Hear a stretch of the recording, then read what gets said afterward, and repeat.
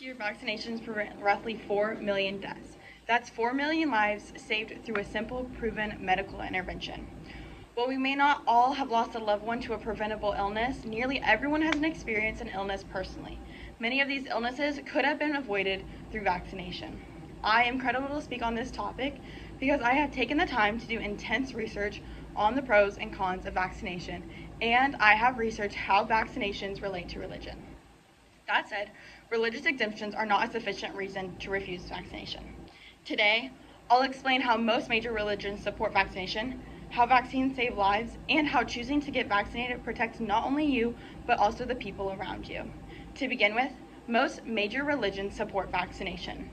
If individuals are refusing vaccines on religious grounds, it's important to understand what those religions actually teach. Religions that are opposed to vaccinations are rare.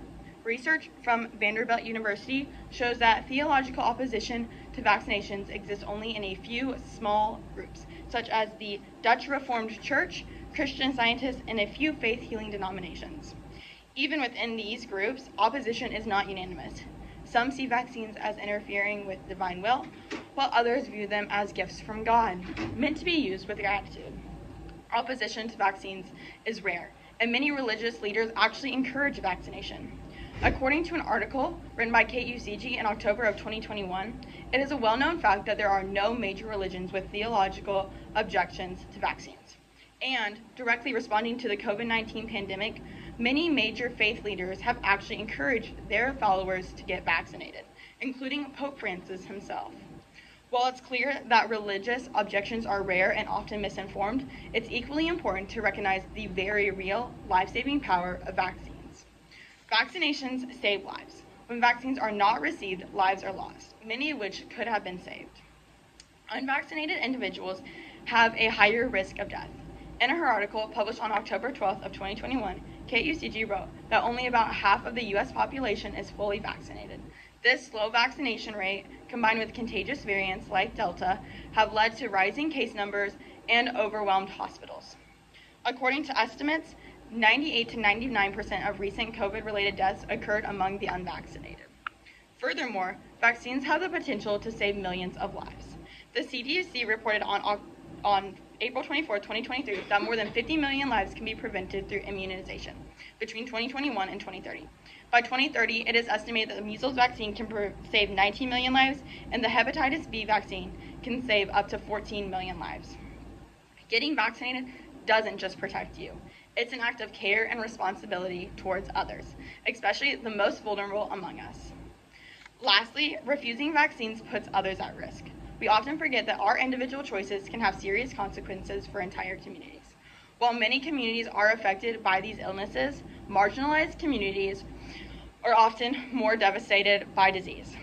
The Humanist published an article by KUCG on October 12th that described how avoiding vaccination without a valid medical reason puts already vulnerable populations at a higher risk.